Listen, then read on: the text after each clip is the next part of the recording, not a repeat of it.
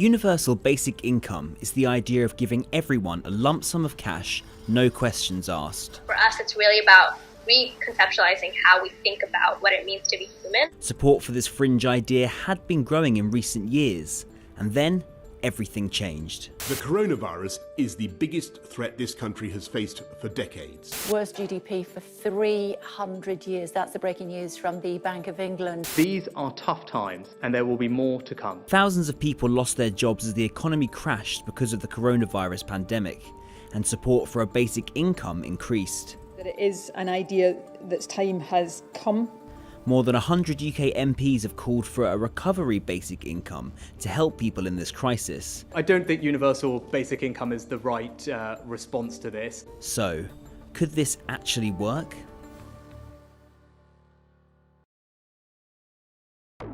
No one seems to agree on a definition for universal basic income, so we asked Sky's economic editor Ed Conway to help out.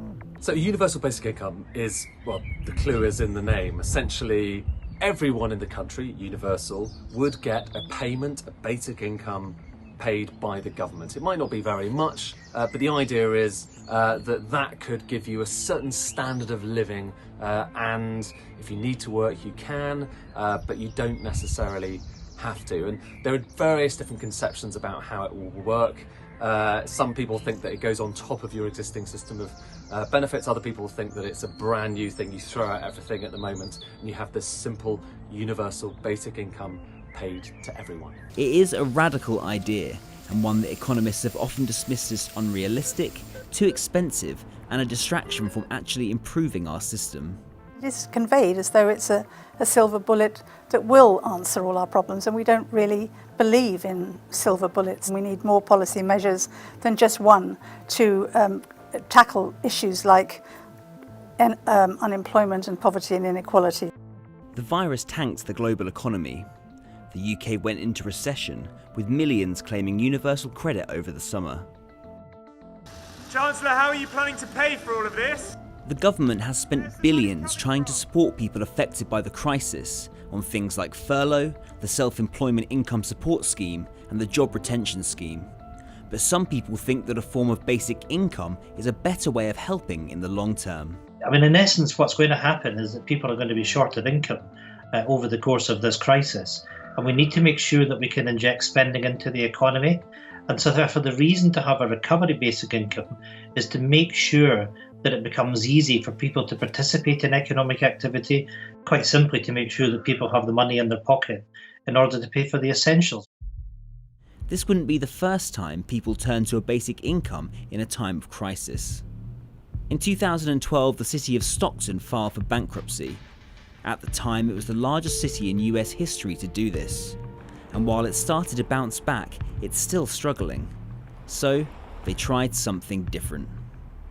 Starting in February of 2019, we started giving folks $500 a month for 18 months. The cash is unconditional, no strings attached, no work requirements. They can go to the ATM and they can pull the cash out. They can use the debit card as a debit card. They can transfer the money from the debit card to their own bank account. Really full license to do as they wish. Because our recipients are people just like you and me, they're spending the money just like you and I would. We have 40% of track purchases going to food, about 25% going to sales and merchandise, which includes places like Walmart. And then we have about 10 to 11% going on utilities, 10 to 11% going on auto care. Part of what's so compelling about UBI is that you're putting agency back in the hands of those who are experiencing economic insecurity and letting them make the choices for themselves. The economy today isn't working, and so let's use guaranteed income as a way to make our economy more equal today. In the 21st century, UBI has become a fashionable economic idea, but it's not a new concept. You'd have to go back hundreds of years to find the first significant mention of a basic income. Thomas More published the satire Utopia in 1516 and imagined a world where everyone was guaranteed a basic income. Since then, a whole range of famous thinkers have supported the idea, and in the 20th century it really picked up steam across the political spectrum. People ranging from Martin Luther King to Richard Nixon to famous Reagan and Thatcher advisor Milton Friedman all expressed some sort of support for it. Nixon even tried to introduce a form of it in the US, but the idea was blocked by the Democrats in Congress. So, it's been around for a while, but it's not always been a popular idea. I've always been a little bit sceptical about a UBI, and that's honestly not because I'm a curmudgeon, although that might have something to do with it. But it's because here in the UK in particular, we already have a relatively sophisticated system of benefits. You've got a very generous kind of national health service. Do you really want to just throw all of that out and replace it with something that is quite blunt, that might not necessarily mean that those who most need the benefits actually get them?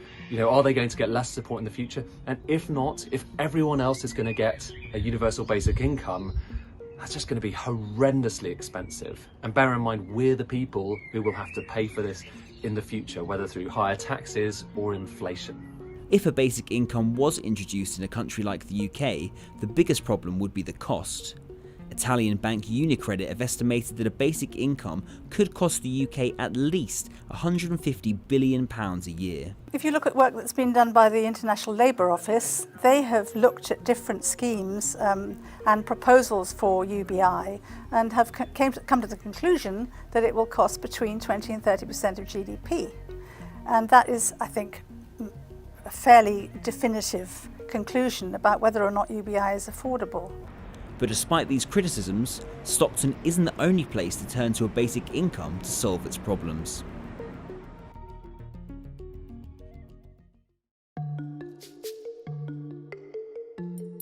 Give Directly is a non-profit organization that was started out in New York and had its first out of New York operations here in Kenya. Our model basically is to deliver direct cash, unconditional, no strings attached, delivered by mobile phones to recipients living in rural villages. The rural villages of Kenya and the US city of Stockton obviously have hugely different problems.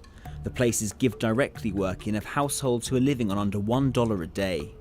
But both places have brought in a form of UBI. My name is Dennis. I'm 40 years of age. I'm married to one wife with 4 children. The first transfer, of course, we used to buy food items. Then the second transfer, when it came, then we saw that, wow, this thing we have now to plan. We bought a goat with it, and the rest went for medical care. So I would say that it has really changed my life. One, I'm sure that I'll get medical cover. So, 2, I can get a meal. The work Give Directly do is quite different to a government-implemented universal basic income. They target specific areas that need help and rely on donations to fund their projects. But what their work does show is that for communities facing economic uncertainty, a basic income seems to improve lives. Our argument is that we do not know what people suffer most from. If you find somebody living in poverty, you're not the best person to decide how well or how best they can get themselves out of that poverty. So, what else have we actually learned from UBI trials so far?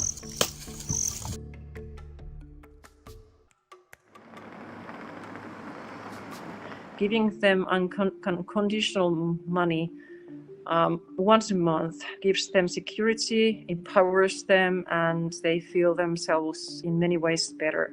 But we didn't see any employment effects. The most high-profile trial of UBI so far has arguably been in Finland. It went on for 2 years, costing the government €20 million and making headlines around the world. Kela, the government agency in charge of social security, gave 2,000 randomly selected unemployed people an unconditional €560 a month and watched to see what happened. They trusted other people more, they trusted institutions more, they trusted politicians more, they were more happy, they had better cognitive abilities. This is Juha, an entrepreneur who lives in rural western Finland. He was unemployed and on the dole before being picked to take part in the UBI trial. I felt like I got a letter to the jail that you are again a free man. I would say that it straightly made my stress levels much lower, and I was happy. I feel that it's really like a human right. It's not free money, but it's that the society is taking care of you. The trial in Finland was the most high-profile basic income experiment, but it also received plenty of criticism. You really can't extrapolate from the Finland experiment. For a start, they were only giving money to unemployed people, and they failed to get government support to extend it to people who went unemployed. So it's not a basic income scheme, it's something very different, and it only lasted for a limited period of time. And so you can't understand from what happened in Finland, or what anybody thought of that experiment, what it would be like to try and introduce universal basic income into a country indefinitely, which is what it implies. We want this not just for a couple of years, not just for a few people, but for everyone, for the foreseeable future. It cannot be done. It cannot be afforded. It cannot solve the problems of poverty, inequality and unemployment. But all of these trials happened before the coronavirus. So how would this recovery basic income actually work? Yeah, so a recovery basic income tends to be proposed as a short-term measure, so a few months worth of basic income payments, or potentially it would come every week. Really, the details of that would still be for government to decide. It's more that people are proposing the tool to be a universal one, and for infrastructure to be put in place that means that we can provide income support to everybody to react and respond to the crisis and how it's going to unfold over the next few months when it starts to become more of an economic problem than a public health one. Everybody has to be treated in a way that gives them dignity, gives them financial support. And what should be happening now is that everyone should be getting a universal basic income to get them through this. Then we go into that recovery mode. But what I would also argue that the lessons that we need to learn from this is that we need to have a permanent basic income scheme as we come out of this, but there'll be various different stages to it, and government should respond in different ways as we come through this period. People who previously would have told me, like, it's a nice idea, but it's not going to happen, are really seeing this as something that could and should happen now. I think it is very possible that this is the first step towards actually implementing a permanent basic income, rather than it just being a short-term measure. But not everyone agrees that UBI is the answer.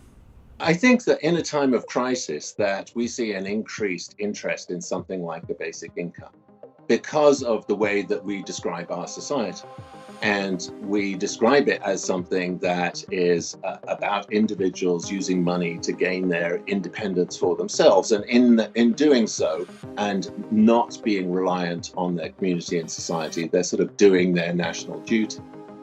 The trouble with that story, of course, is that it's actually not true. It's just a version of that, right? We all love the NHS, and probably many of us know people who are working on the front lines of that kind of service. That is what makes the difference in a crisis. So I understand that for a lot of people faced in this current situation, that the idea of more money individually is superficially an attractive idea.